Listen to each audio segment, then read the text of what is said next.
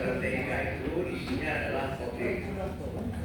Ada yang masuk di mata pelajaran keterampilan, ada yang masuk di ekstrakurikuler.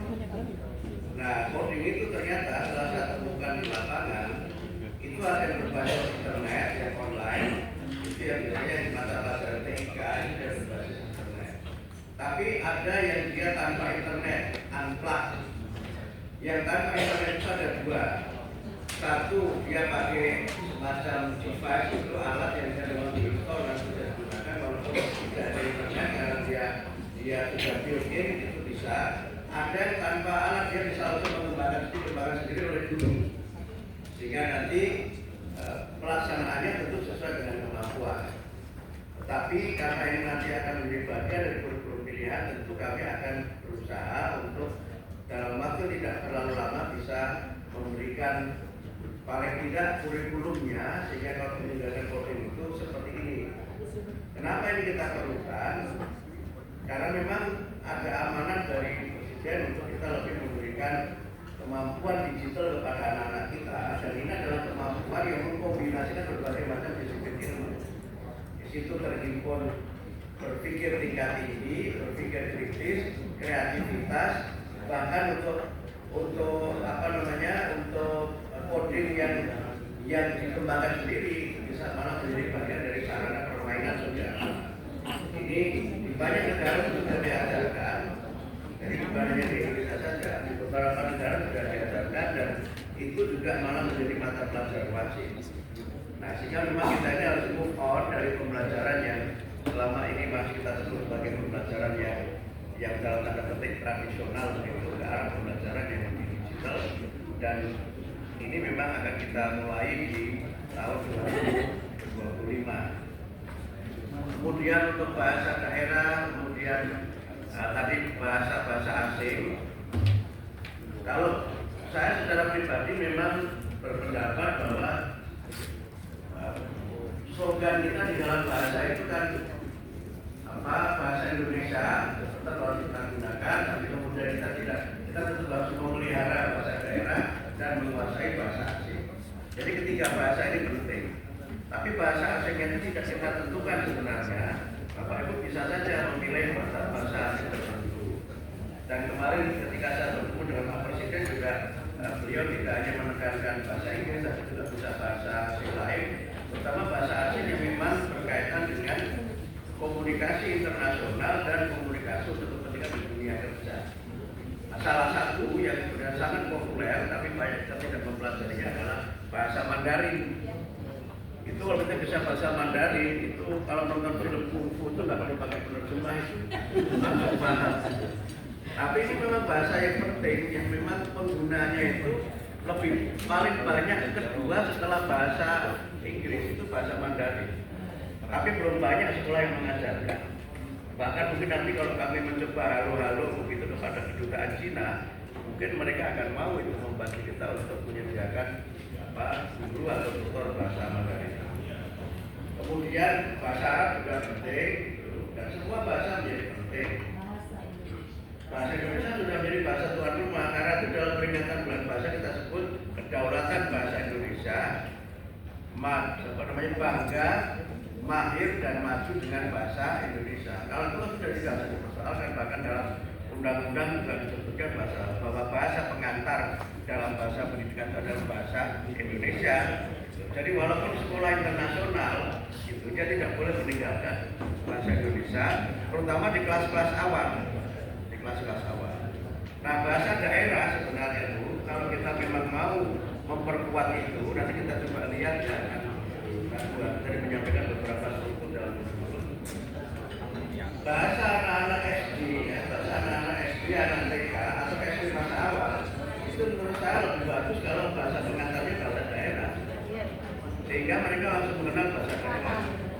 Saya punya kawan saya ini seorang profesor waktu bareng sama saya ketika sama-sama di Inggris di Birmingham. Dia di rumah itu pakai bahasa Jawa. Dia di rumah pakai bahasa Jawa, tidak pakai bahasa Inggris. Alasan dia apa?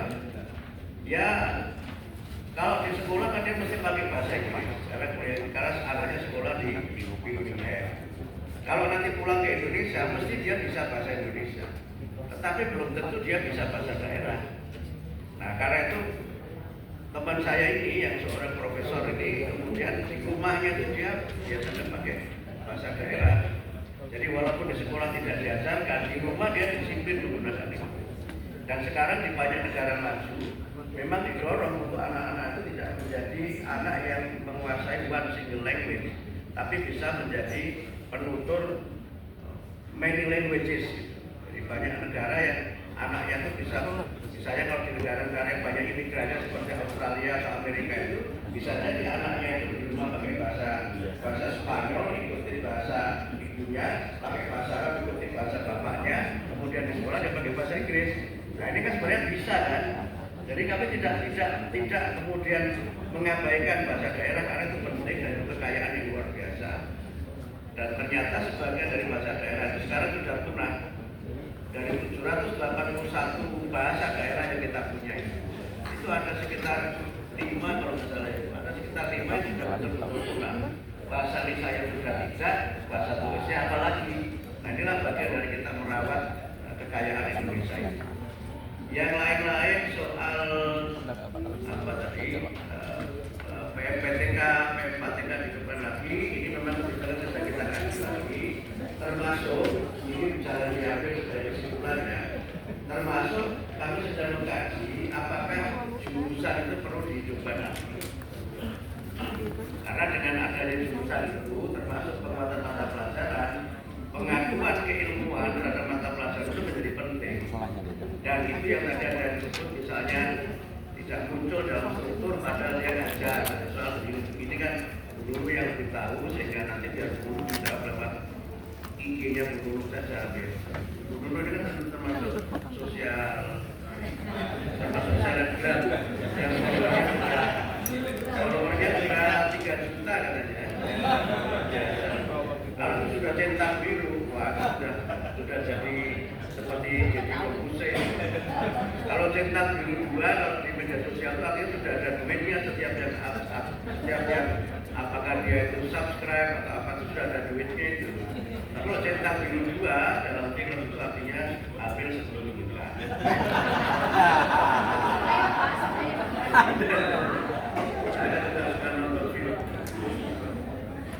Saya kira itu ya ulasan umum saya untuk berbagai masukan yang sudah disampaikan. Dan sekali lagi terima kasih Bapak Ibu semua sudah memenuhi undangan kami dan saya tegaskan ini adalah pertemuan pertama.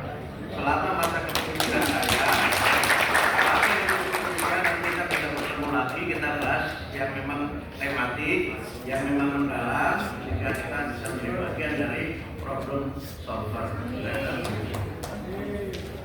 Sudah lebih dari 10 menit, sudah ada lirikan dari Bu Dirjen, kita akhiri dan mohon maaf kalau belum semuanya berkesempatan untuk bisa menyampaikan masukannya dan juga belum bisa kami respon secara langsung pada kesempatan ini. Saya kira begitu ya. Oh tadi satu ya soal apa tadi kesejahteraan guru apa tadi? Honorer ya. Nah guru honorer itu ini tadi sudah kita bicarakan bersama Bu Harti, tapi angkanya belum ketemu. Jadi guru honorer yang belum sertifikasi sedang kita kaji, tapi ini jangan disebarkan dulu ya. Ini sifatnya masih cerita, bukan keputusan. Ya. Karena kadang-kadang ada yang menganggap ceritanya menteri itu keputusan menteri.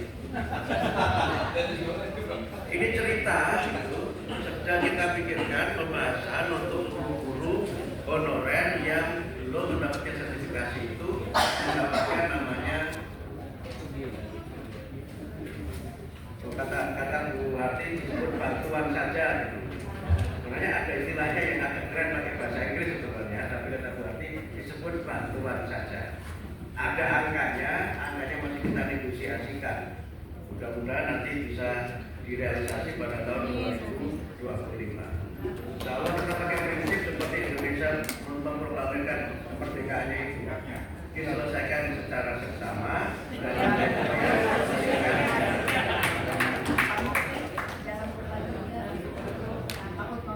ya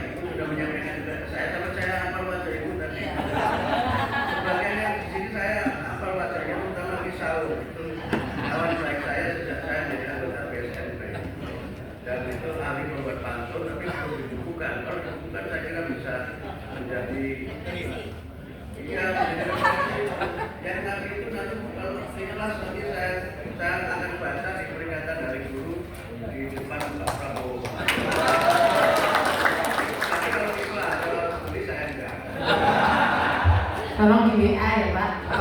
Enggak, ini solmen saya kok bisa. Ini orang Batak yang bisa orang itu. Baik. Orang Batak tapi ki. Di dalam. Tapi kan dulu Jogja mana ternyata Batak. Tapi karena saya bisa bercanda dengan beliau karena lama di BSMP, solmen saya jadi kalau insya Allah sudah tidak asing lagi dan bagian dari tokoh penting sebagai ketua BWS nasional.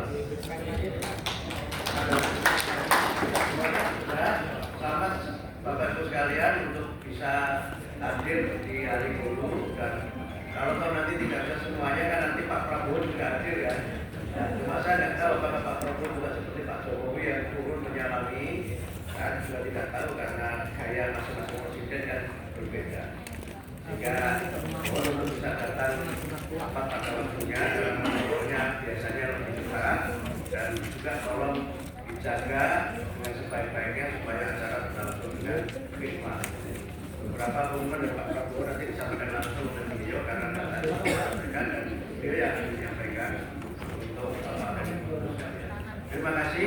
Saya sekali lagi mohon maaf. Ya, ya boleh. Saya kira demikian. Terima kasih. Silakan dulu Bapak Ibu ya. Jangan nanti bisa Pak Menteri ya. Ya, silakan tetap duduk di tempat. Bapak akan mengambil meja-meja ya. Jadi jangan menyerbu nanti nggak bisa selesai. Bapak Ibu yang saya hormati, terima kasih tadi berkasnya sudah disampaikan oleh Pak